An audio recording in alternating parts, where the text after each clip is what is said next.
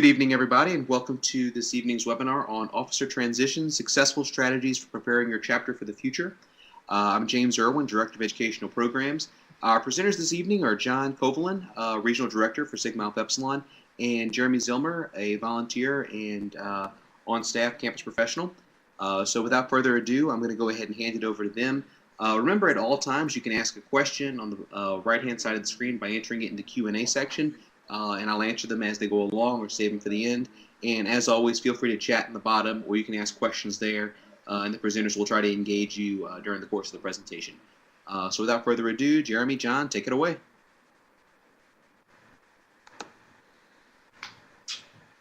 James, thanks so much. Everybody, we appreciate you queuing in tonight. So as James said, my name is Jeremy Zilmer, and I work at the University of Arizona. And I'll let John introduce himself as well. I'm John Kovalan. I'm the Regional Director for the Cook region, which is the Northeast Corridor. So tonight we have some learning outcomes for you in regards to the presentation. As James said, at any time, please feel free to ask us any questions via the Q&A. Both John and I have a lot of experience in working with officer transitions, and both view that it is very critical to the success of chapters. So tonight, our learning outcomes, we're going to prepare incoming officers for the responsibilities of their new positions. Again, we really do want active audience participation, so please feel free to write down any questions that you may have and really define what an officer transition is, the rationale, why it's important to have an officer transition, really some of the common pitfalls, why do the things that we do not often always work, as well as really kind of a step-by-step process on how to set you up for success. And then really we're going to end it with building a plan for successful transitions, as well as providing a sample agenda for a retreat, as well as a sample binder.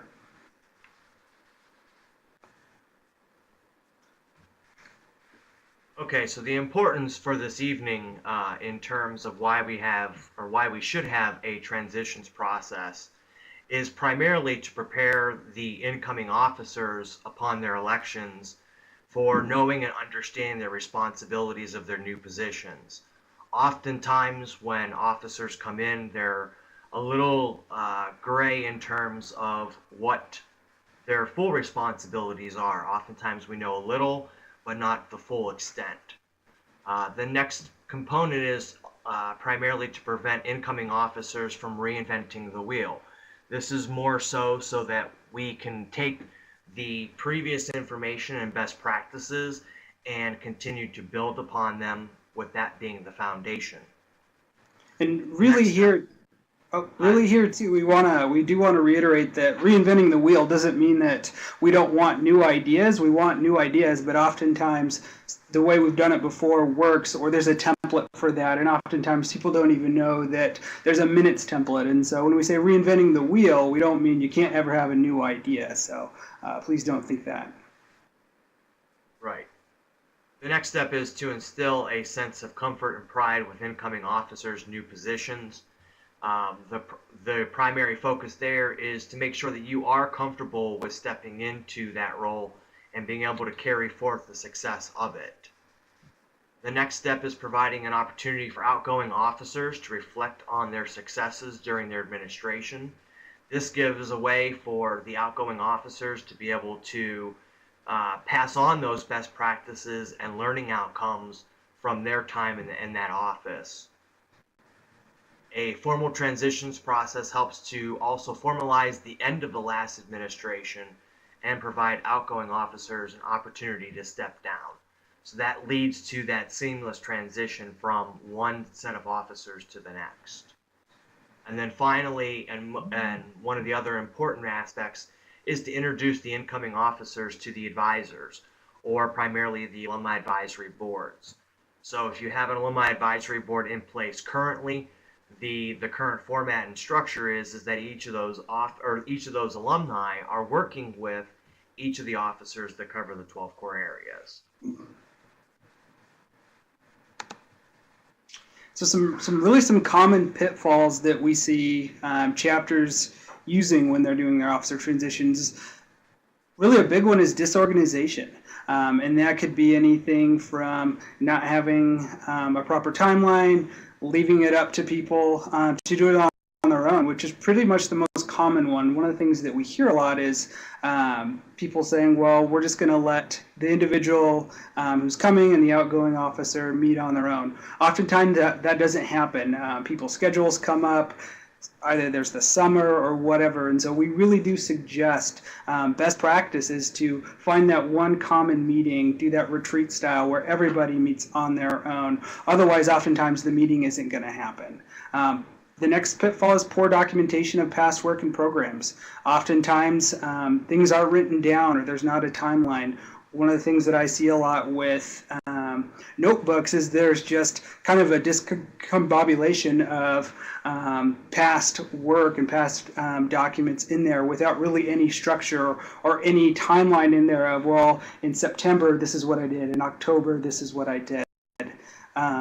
So we'll really go over that later on what good documentation looks like.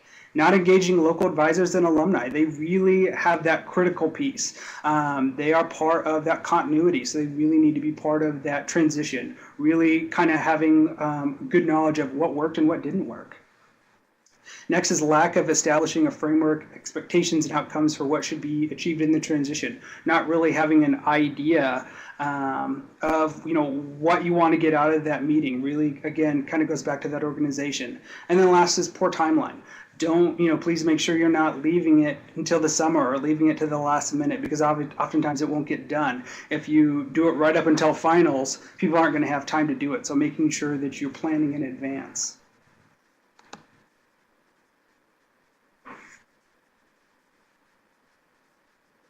Okay, so this particular slide is based on the process for success. The ideology here is to create the informational and resource binders for every important leadership position within the organization. We're going to cover a couple of different ways that we can do that on a future slide, but that is the most critical piece, is having some type of physical documentation to be able to pass along to the next guy so that he is better equipped to handle his job. So there are basically 3 steps that we're going to cover tonight. The first step is the pre-work aspect, and that is what needs to be done throughout a term or the academic year. These are things like documentation, making sure that we have important deadlines and timeframes documented as well. The next step is the implementation step, which is establishing the logistics to the formal transitions process, which we'll have broken down for you in a couple more slides.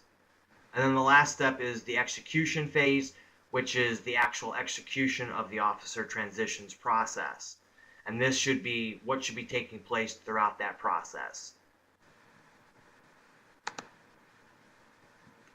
Okay, so step 1 is the pre-work. So these are things that need to be done beforehand.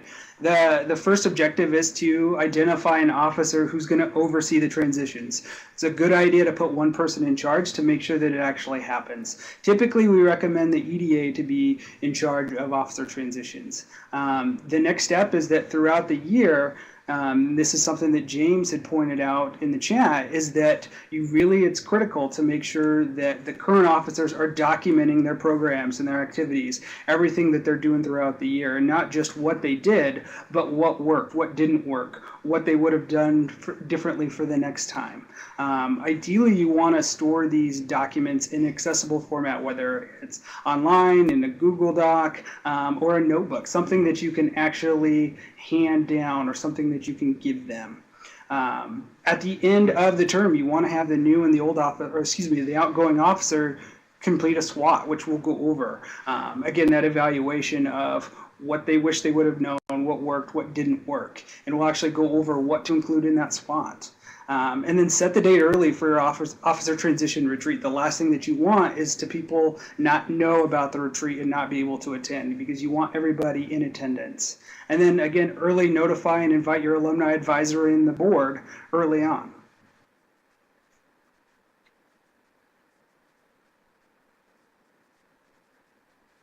Basically on this particular slide, which is your pre-work and your documentation, we have listed there several different things we want to make sure that we're capturing throughout that term or academic year, so that it allows for the incoming officers to have a better ideology as well as the most up-to-date information. So as you'll see there, we have things like your updated chapter bylaws, which sometimes can be critical to certain things such as recruitment, where you may have a bidding process that is outlined within your chapter bylaws that a recruitment chair would need to know. You also want to make sure that you have your current fraternity laws, which currently the 2011 version is online and available to all chapters and colonies. Once the convention this upcoming summer is complete and we have the revised versions, those will be released as well, and then you can update those within your binders. Also, having your college and university policies within each of the binders becomes extremely helpful, because a lot of times they have deadlines or specific policies that are relevant to officers such as risk managers, eminent archons, or other related officers that have a role within the university structure. We also want to make sure that we have our contact information, such as our chapter advisor, our Greek advisor, and our faculty advisors. Oftentimes when new officers are coming in, unless you're typically your eminent archon, you don't have that relevant information or may not know who those individuals are. So it's important to have them in place. The next item there is your roster. We want to make sure that the roster is accurate across the board, from the chapter through your financial obligations to the university, to make sure we have all the members within your chapter on file, as well as through SAE.net to make sure that all three rosters are in conjunction with one another. The next one is your tracking reports, such as attendance. That becomes critical to a recorder and other officers that want to track attendance and performance, whether it's for a point system or some other relevant aspects.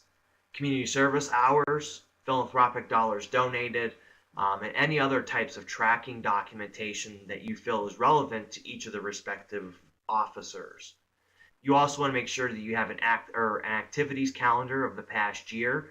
This allows you to reflect upon and see what time frames certain events and programming were occurring, and also in conjunction with that, having it documented as to whether it was a success or a failure based on that timing. And then the next step is your current calendar of your major university events. This becomes critical for for many of your officers, especially like recruitment, philanthropy, and community service, to make sure that we're not doubling or jointly setting dates and times that coincide with major university events. And then finally, having a blank calendar for future planning. That also allows you the ability to track specific dates, times, and places, so that, again, we're not having two officers schedule an event on the same time or place. So continuing on with the documentation, you want that individual officer's job description in there. Oftentimes, the only time people look at job descriptions is through the bylaws. So make sure that that guy knows fully what his responsibilities are of that job. So what's he responsible for? What are they expected to oversee? So kind of that step-by-step. The term and annual processes. So if you need to reserve rooms, what the steps are for that. If you meet on campus, there may be a process to reserve meeting space on campus. Or if you have events on campus, if there's open meeting spaces, there's usually a process for all of that. And so what forms need to be completed. And so not only putting that step by step, but putting a copy of what those forms are as well. Again, you really want to set them up for success and knowing how to meet those deadlines and how to do it. Resources is critical, so contacts, emails. So on campus, is there a process that you need to notify if something happens, if you need to notify your Greek advisor, how to do that. The emails for people on campus. Again, if there's an event planning office. Put those events in there. Again, what the event was, the success, the pitfalls, really evaluate what worked and what didn't work for that event, whether or not you would recommend doing the event again. And then lastly, the financial records and academic reports. It's really critical to be very transparent for the incoming board of where you are at financially, as well as how the chapter did academically.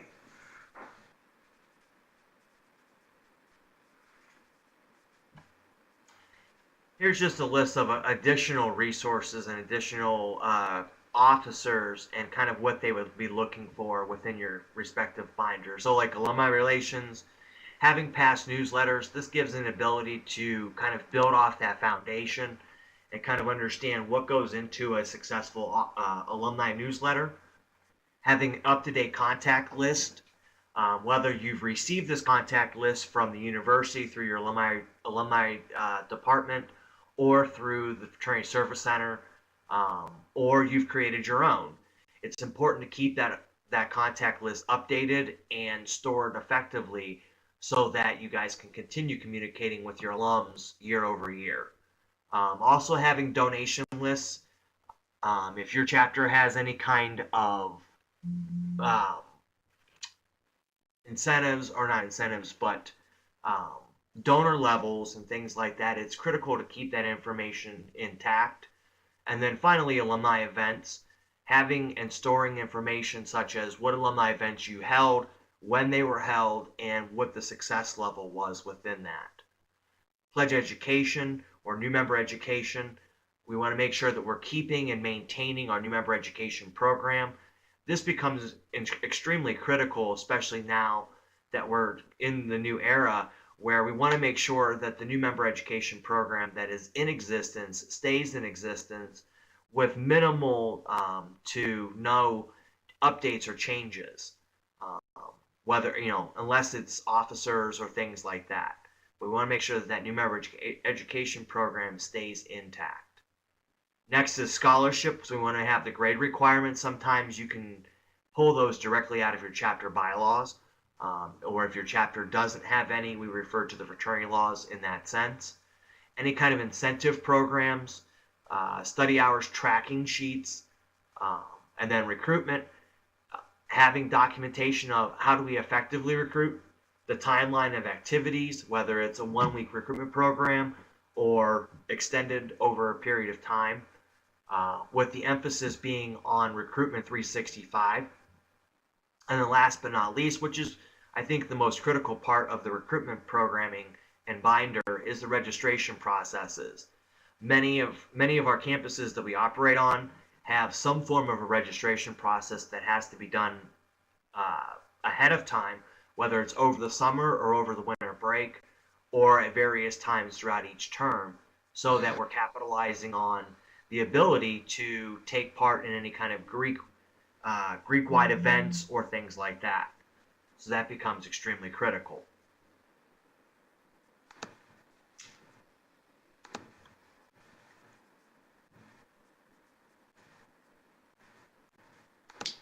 Okay, and so winding down with documentation, continuing education. So what programs or what speakers were brought in? A lot of campuses are requiring chapters to do some sort of educational component.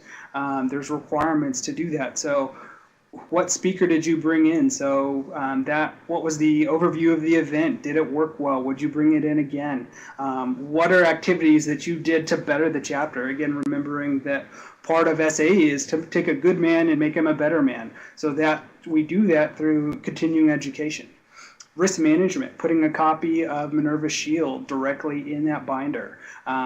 What is the specific protocol if something happens? What's the emergency contact list? Who do you contact? As well as the regional director's contact information, the event forms through SAE, as well as oftentimes a lot of universities have a contact information of somebody that you need to contact as well if something happens. And then finally, again, putting that financial in there as well. So if the chapter budget, banking information, whether you bank on campus or whether you bank off campus, contact information, account numbers, making sure that you are putting all of that in there.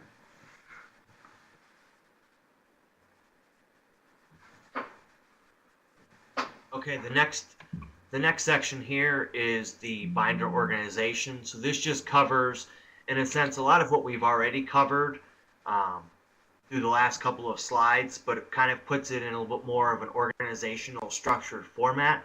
So you have tab 1 is your governance, which you would have your chapter bylaws, your constitutions, your organizational policies, your standing rules or Robert's Rules of Order, parliamentary procedures.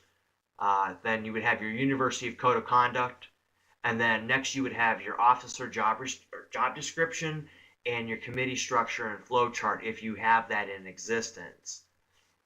The officer job description becomes important because we want to make sure that the new officers coming in have a deep understanding of what their job is and how it is to be functioning. The next tab, which is your agenda and your minutes, this is where you would store, if you do operate under a committee structure, all of your committee reports or any other kind of minutes or detailed out sections. Tab 3 is going to be your directories, so that covers a lot of the directories we've already talked about, such as your officers, your members, your advisors, your university, your alumni advisors, etc. Okay, so your next tab would be resources. All current forms pertinent to the officer. This would be forms for SAE, any forms for the university. Oftentimes universities require different forms be submitted depending on the office. So you really want to make sure that you're putting that in there. Again, just really, putting a blank form for everything. The crisis management procedures. So again, this is where you could put Minerva Shield. Into the semester report, you want to make sure that you're doing your report for the chapter, as well as each officer should be doing a report that goes directly in this binder about summarizing their year in that office. And then tab 5 would be the calendar. So again, the accurate records of activities over the past year. Putting contracts, so if you had an event that required a contract, you'd put a copy of that, sample of that contract in there. Again, the successes and challenges of those events. The activities calendar, as John talked about earlier. Current calendar of major university events. So as they're planning for the next year, what are things that they need to be aware of to plan around so they're not over planning or trying to plan against something else. And then that blank calendar, as John said. And then really putting that outgoing officer signature and incoming officer signature. That really helps with accountability. So for that EDA to know that those two individuals met, because he can see that that signature is there.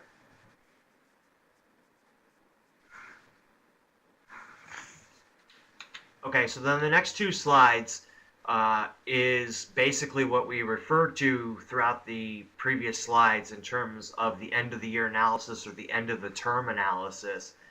And one example that you will see on your screens is what is called a SWOT analysis, which is basically documenting some of the successes and some of the areas of opportunity or areas that you struggled with throughout your term, that we want to make sure that, kind of going back to what we talked about before in terms of not reinventing the wheel, this will allow us that opportunity to not reinvent the wheel, as well as learn from some of the past mistakes or challenges that we're facing that particular officer.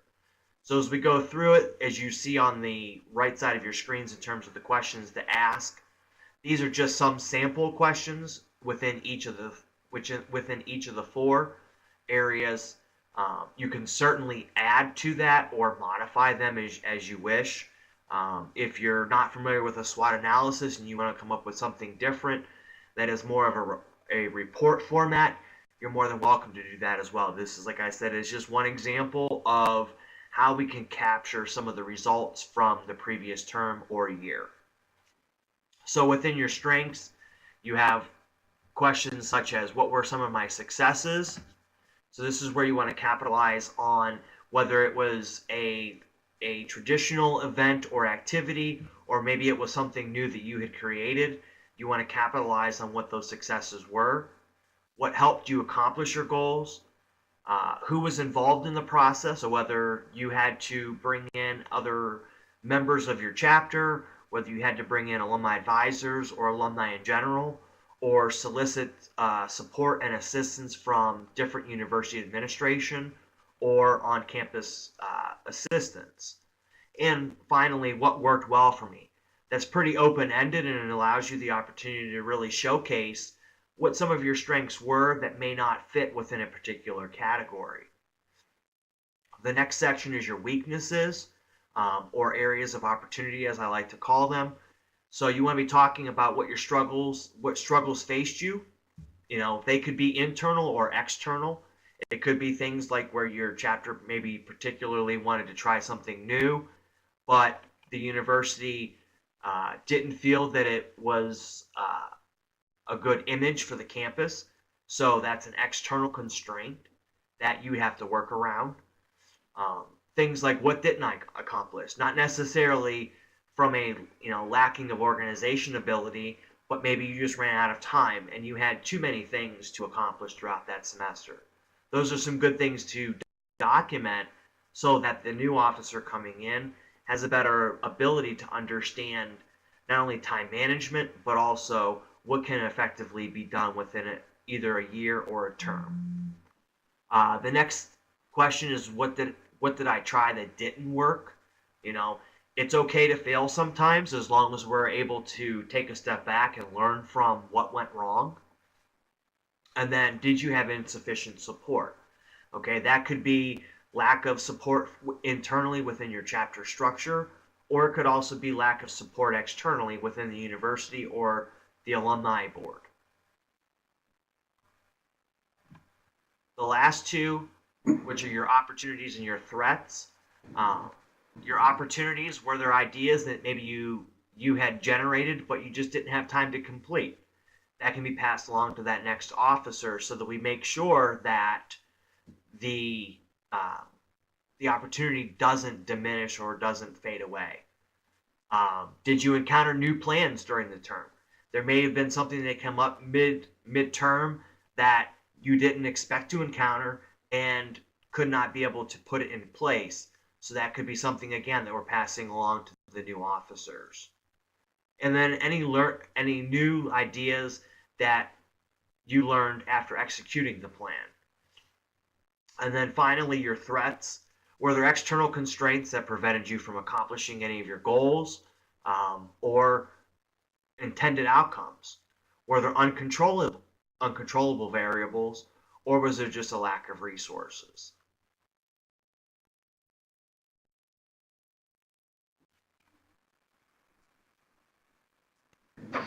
Okay, so this moves us on to step 2, implementation. So the date and the timeline are extremely critical, and this really will vary per chapter. Some of our chapters operate on terms that are on the calendar year, and then some are on the academic year. So it really depends on how your chapter operates currently. And so if your chapter operates on the calendar year, you'll probably want to do that transition probably in early January before classes start. And then if it's on the academic year, you probably want to try to do elections before the end of the school year, so that way the transition retreat can actually take place prior to the end of classes, so that way the new officers have the summer to really work on it. Or you could also do it before the beginning of school. So it really just kind of depends on your chapter. Either way, you want to set that retreat up in advance. Put that on people's schedules. Help them understand the importance of attending that meeting. Location. Really, we suggest, if you can, use campus facilities. It's better spacing, better oversight. Oftentimes when you're doing it on campus, you have access to AV, to audio and visual. If you can use PowerPoints, if you can use videos, really take advantage of that. There's larger spaces. Oftentimes universities have discounts or they allow organizations to rent space on campus for free. So really kind of look into, are there places on campus that you can use? You'll find that you have more room and more space. The agenda. Set the time frame for the transition and communicate to all new and old officers. Help them understand you have a 3-hour time expectation to be here or a 2-hour time expectation to be here. Letting them know in advance, this is what we expect out of you. We expect you to be there for the entire length. This is the agenda of what it's going to look like. What are the expectation and requirements? Do officers need to bring anything? what I would say is limit distractions.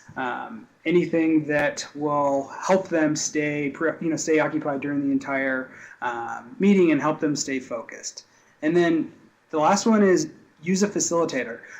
This is something that we highly suggest. That could be a chapter advisor, that could be somebody from your Greek life office or somebody on campus, or if you are fortunate enough, you could have a fraternity service center staff member as well. But oftentimes it's good to have an outside facilitator to really help keep it on track.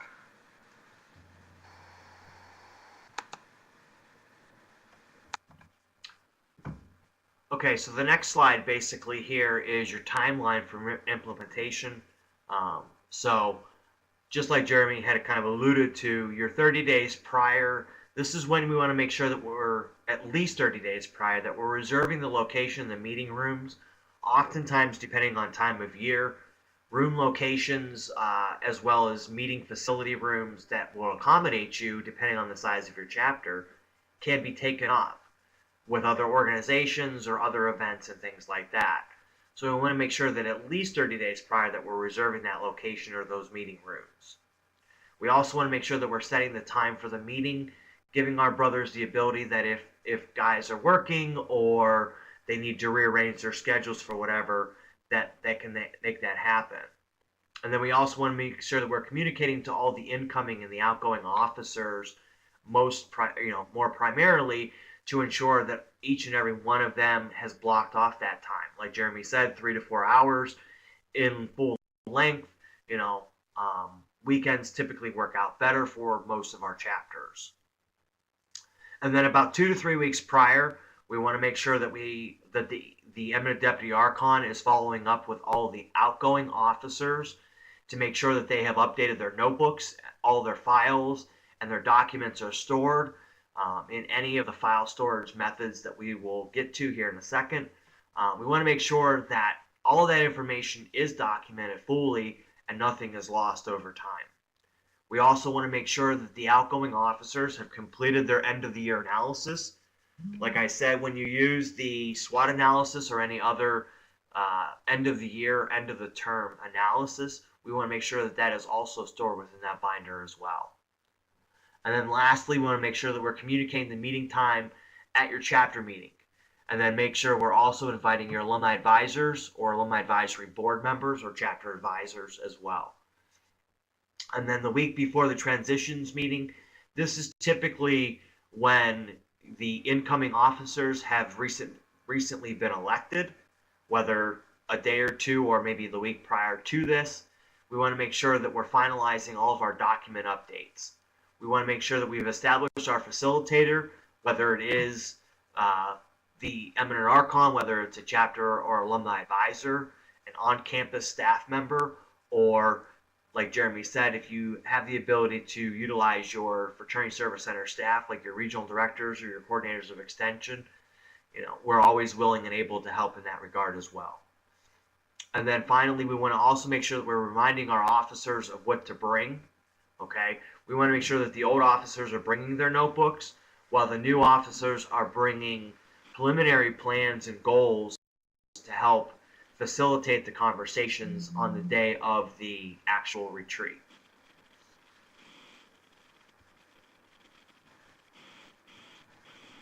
Okay, so this moves us into step 3, which is the actual execution.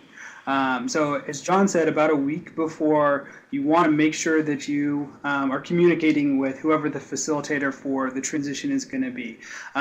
This is really to help them, especially if they're an outside facilitator, if they're not as familiar with the chapter, help them understand if there's specific things that you want them to touch on, whether it's challenges or whether it's a focus on team building, really helping them know of what are your expectations for the retreat.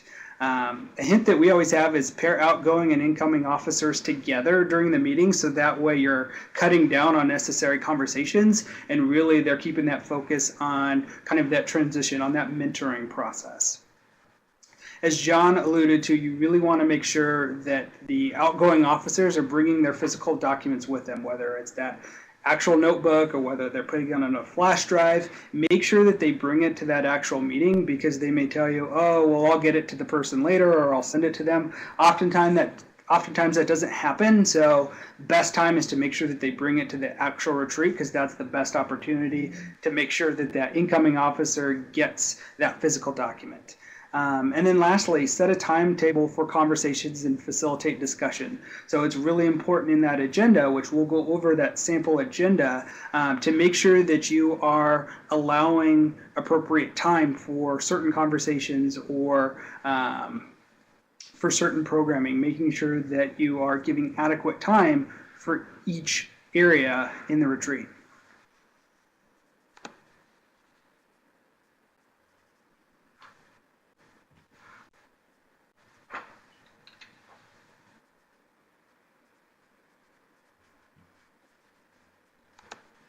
Okay, so for the transitions meeting itself, you want to make sure that the facilitator, whether that's the eminent archon or the chapter advisor or alumni advisory board member, is arriving at least a half an hour early to examine the room. Oftentimes, we have to rearrange chairs or tables so that it's more conducive to the environment that we're trying to produce. So it's beneficial that we're arriving at least a half an hour early to make sure that the room is set up to our specifications. We want to also make sure that there's adequate seats available.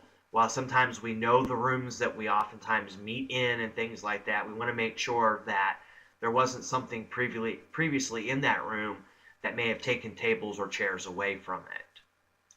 As the officers arrive, we want to make sure that they're also bringing, like as Jeremy said before, all their materials are with them. That includes their officer notebooks or any other physical documentation to be able to help the officers facilitate those conversations. We also want to make sure that there's extra supplies available, such as pens and pencils and paper. That becomes critical because sometimes there is somebody or a couple of people that will sometimes forget.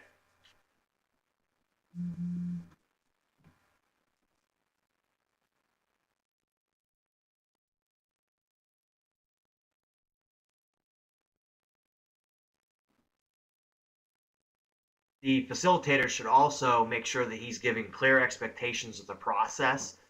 This is important so that each of the incoming and outgoing officers have an ability to understand the flows of the day. He wants to also make sure that he's setting the time limits, which you'll see on your screen here momentarily, for each of the components. This, again, goes back to the time management aspect, so we can make sure that we're staying on target and staying within that 3 to 4 hour time frame to allow for the conversations. We want to also make sure that we're ensuring that all the old and new officers are present. And finally, must be able to move freely from one station to the next to monitor the progress or answer any questions. This becomes critical so that we want to make sure that the old and new officers who are partnered together are not having side conversations or talking about things outside the scope of what they're there, or what the intentions of them being there are.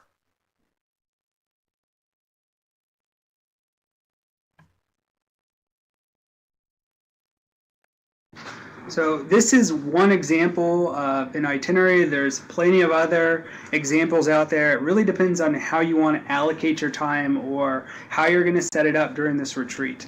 One way that you could do it is really allocate 15 minutes for the facilitator to set their expectations, 45 minutes for officers, for both the incoming and outgoing officers, to discuss the role and the responsibility.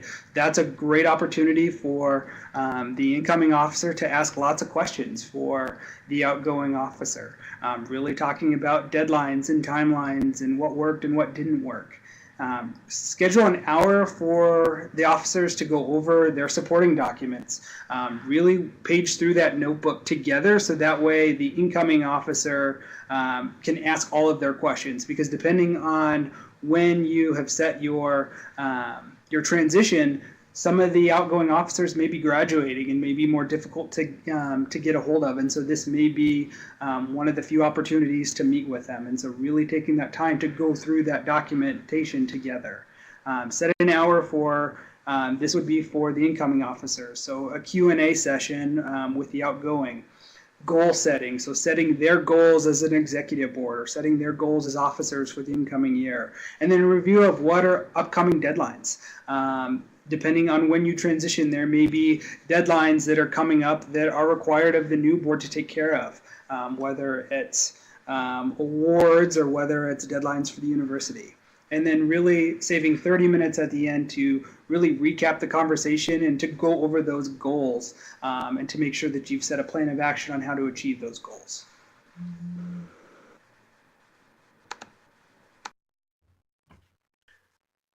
Some tips to stay focused on as we kind of wrap up this webinar for this evening is we want to make sure that we're staying focused, and we're also making sure that we're utilizing our time fully. This can be critical in the sense we want to make sure we stay on target in terms of our time constraints, but also we're utilizing our time to the best of our abilities as well. We also want to make sure that the new officers are leaving their meetings with all relevant materials and documents. Again, that goes back to the critical nature of officer transitions. We want to make sure that, again, that new officer can hit the ground running. He's comfortable with what his job is, and he's also leaving the meeting with some valuable information to help speed up the process through the transitions. We want to make sure that the facilitator is assured that all knowledge, documentation, etc. has been transferred. And then finally, we want to make sure that the new officers have a complete understanding of their roles and responsibilities. Okay, so continuing on with the outcomes to transition. Again, assurance that all officers have met and transferred all materials related to the position. So make sure that the officers have met and that they have, again, transferred all over documentation and answered any questions that the incoming officers may have. Ensure that new officers have the framework to begin their positions successfully. So again, you want to make sure that you are setting up the new board for success. It also paves the way to starting where past officers left off and versus reinventing the wheel. It's very difficult when you start new every single year versus where you can really start off where the old board left off, because you're going to be more successful if you do that versus each year having to start over from the very beginning. And then it also ensures important documents and programs aren't lost. Oftentimes you'll find that chapters are not organized and people aren't organized. And so you want to make sure that those documentations and those programs keep going forward. So that way, again, you're not reinventing the wheel each time because you have that great framework to move forward from.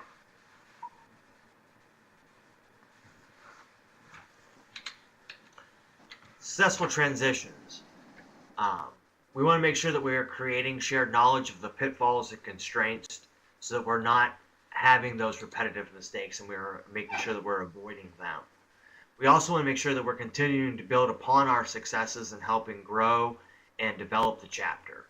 Again, it's taking what was done in previous terms and years and using that as the foundation for growth and continued opportunity to help expand and provide resources to the incoming officers.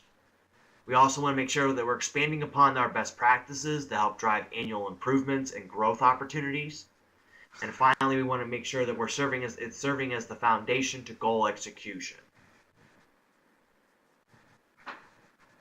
Okay, so now we're going to recap what an effective transition is. So again, you're arranging for that meeting with both the outgoing and incoming officers, including the organization advisor, so your chapter, your alumni advisor, making sure that they're present.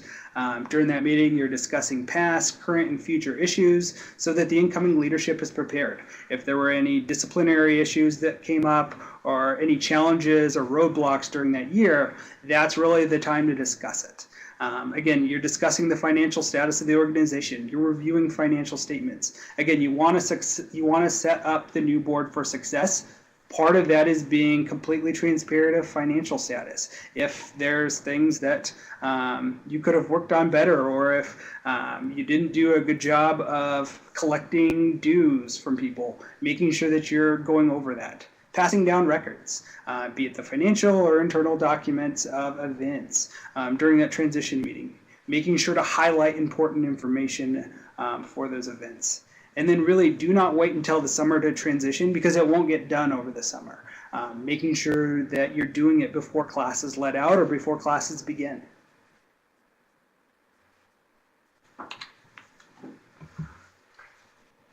We also want to make sure that we're creating an informational resource binders for every important leadership position within the organization. Again, it goes back to that documentation aspect to ensure that what we're doing is stored effectively. We want to make sure that we are creating a reflection and a goal-setting session with the entire club membership. Find out what direction that we want to take the club, and then meet as an executive board and establish goals and objectives for the club. We want to make sure that we're arranging a meeting with the incoming and outgoing chapter president and a staff member from the Greek Life office. This becomes critical to the sustainability of the overall chapter, especially within the Greek Life office. A lot of times a outgoing eminent archon has a great relationship with the Greek Life office or the Greek advisor, and the new eminent archon comes in and is a little unaware of or has that deep of a connection with the Greek Life office. So we want to make sure that chapter leadership, primarily the chapter's president, has that transitions process, not only internally, but also externally within the Greek Life office as well. We want to make sure that we're also holding a retreat where the transitions occur. Organizing a designated week for one-on-one meetings with the new officer and predecessors. Use the abilities through Google Docs to share documents. Every year, officers add to the document with what they've accomplished.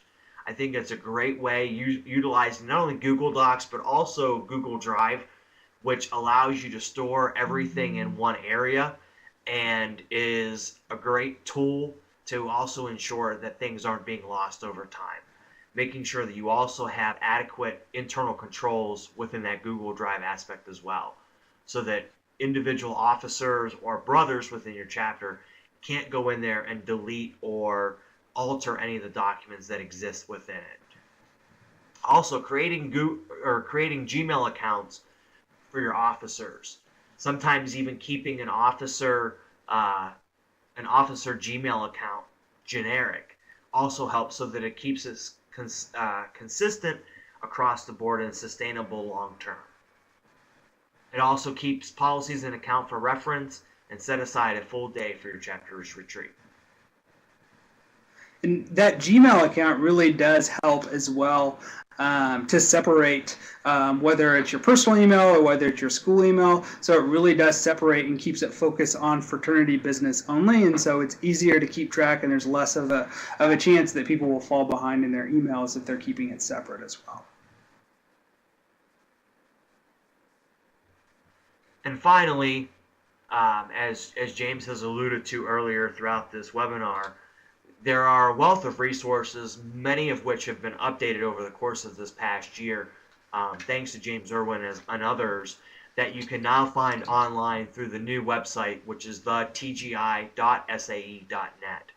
where you can log in and click on the officer library, and they're broken down into each of the 12 core areas. Within each of those 12, you have the various resources, templates, programs, sample programs, and some of the overall best practices that we've obtained over the course of the last couple of years.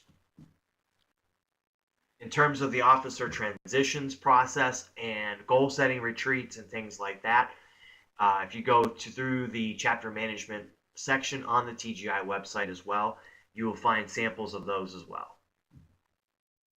Excellent. Thanks, John. Thanks, Jeremy. I've had a couple questions come in. The first one being, it looks like it's a logistical style question. How do you handle when an outgoing officer is also an incoming officer? So, for example, your outgoing t-shirt chair is your new eminent recorder. How should that be handled during transition? I can take that. That's actually a great question, obviously something that is common. And I think that's where it goes back to where John and I were talking about earlier, to make sure that you're planning in advance. So that's something that you will know in advance prior to the meeting whether or not there's duplication of officers. And so it's just a simple planning ahead of time of making sure that you're given enough time allocation for incoming and outgoing officers to meet. So it would be simply having the outgoing officer meet with an incoming officer to really transition over, and then once that meeting is done, then allowing enough time for them to meet with their successor as well. And so really it's just planning ahead of time and making sure that you're allocating enough time. Both can be done during that meeting. It isn't something that you would need to postpone to another time. It's just making sure you have time for both. Okay, thank you. Great answer. Next question. How do you get a new board to buy into the same overarching vision or direction for the chapter? So I guess the question is, how do you get everybody on the same page?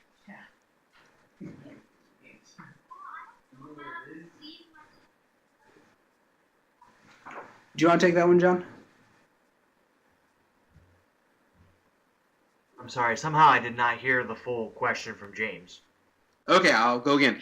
So the question is, how do you get a new executive board to buy into, or a new set of officers to buy into the same overarching vision or direction for the chapter? Well, I think the biggest aspect there is ahead of the officer transitions process and program, so going to step 3, the execution phase, is setting additional time aside as an e-board or executive council board to sit down and sort of hash out what the combined vision or intended vision of the chapter would be, so that once you've come into the officer transitions meeting and such, you have a better likelihood that each of the e-board positions are going to be on board with the same vision. I think the other thing too is allocating time during the meeting for the outgoing officers, for all of them, to talk about the highlights for the year as well, and to talk about the success stories that they had for each position, as well as what the impact that they had on the chapter. When you're kind of hearing it of how great things were and how they impacted the chapter, it's easier to get people excited and to help them understand why they should continue on with doing that. The other thing too is with goals is that the goals shouldn't just be for the exec board. These are things that once the exec board has these goals, they should then be taken back to the chapter. So in theory, the previous exec board should have already gotten buy-in anyways from the chapter. And so I think if that didn't happen, to make sure that this new board is then turning around and really making sure that they are getting the entire chapter, or as many people as possible, to buy into their goals as well. So the goals you want to have these internal goals for the exec board, but also goals for the chapter as well. And I think building on that, one of the things that you'll discover as you continue on through your life in a chapter is that there's no magic bullet for how to do these things. In some cases, you may actually have a chapter retreat or take time with the whole chapter at a meeting and perform a SWOT analysis. Now, don't get too detailed and crazy with it, but discussing, strengths, weaknesses, opportunities, and threats, and from there developing the direction the chapter wants to go into. And typically, if you've got a lot of buy-in from the chapter as to what their overall vision is, that may help direct the executive council as well. On the opposite side of the coin, if it is your executive council that's meeting and coming up with these different officer goals or these different goals for the chapter, it's important that when you're selling this to the chapter or you're selling this to other officers, that ahead of the big grand presentation, you've got individual conversations with each member if possible, or you go ahead and you find those opinion leaders in the room, probably the guy sitting in the back of the room who likes to talk too much, and talk to them ahead of time and get their buy-in as to why this is in the best interest of the chapter. And it's a lot like recruitment. You got to sell them on it.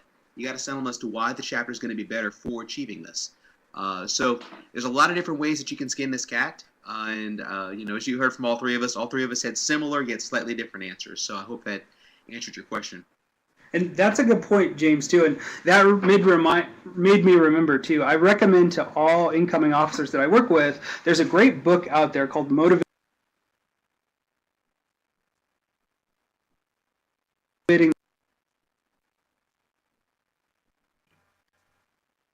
We lost you, Jeremy. I believe he was about to talk about a great book called Motivating the Middle. You can Google it. I forget the author off the top of my head, but it's a pretty good book, so it could be a good read for that. So, Jeremy, if you can rejoin us with your audio, go ahead. If not, I've got one last question, John, and maybe you can answer it. Is a 5-year plan a good idea for a chapter to have? I would say maybe not necessarily a 5-year plan, but more so a 3-year plan. The reason I say a 3-year plan is that's typically your life cycle of your chapter, from inception to completion of your undergraduate career. By going with a 5-year plan, that opens the doors to a lot of external constraints coming into play. Also areas where culture shifts and culture changes on college campuses, as well as internally within your chapter. I think a 3-year plan is adequate enough. I think it gives you both short-term and long-term ability for goal setting and planning, and also seeing through the growth phases and steps within your chapter setting. I agree. I think that you can also, and to build on that answer, the 3-year plan for solid goals, because that is, like John says, the life cycle of your chapter, but at the same time also being flexible and having perhaps a vision for several years out, a 4 or 5-year vision, but yet still maintain that flexibility, as John says, that you can have the as things change on a campus. So, and Jeremy's rejoined us. I don't know if his audio is working yet or not. But that's all the questions that I have. I'll turn it over to John first for final thoughts, and then hopefully Jeremy can get his microphone working and join us for that. So, John, final thoughts? The only final thoughts I would have is I hope that you guys, the gentlemen that were on our webinar tonight, hopefully you took something away from this series this evening. As we have alluded to throughout this presentation, anytime you guys have questions or want to be able to build upon an effective officer transitions process, your first steps would be to contact your chapter advisor, your Province Archon, and even hire your respective regional directors or even James Irwin. We're always available to help you guys and be able to work through some of the individual struggles or opportunities that you guys may have. And I really just want to stress how critical smooth officer transitions really is to the chapter operations and to the chapter management. Officer transitions can make or break a chapter. Part of my job, I work with fraternities and sororities, and that's one of the things that I see is the difference between a good chapter and a not so good chapter is whether or not they had an effective officer transition process. Chapters who are really struggling typically aren't transitioning their officers. Again, one of the things that you've heard me say several times is set your incoming officers up for success. And to do that, you really need to plan it out ahead of time. Making sure that you're being organized, making sure that you're taking time to walk through the ins and outs of the chapters. That's really what's going to set them up for the future is you're putting them ahead of the game by helping them out before they've even really officially taken office. And so it really is critical to having a successful chapter. That's one of the questions I get oftentimes is, well, Jeremy, how do I make my chapter better? Really, oftentimes it comes back to officer transitions. What are you doing ahead of time to set the next group up for success?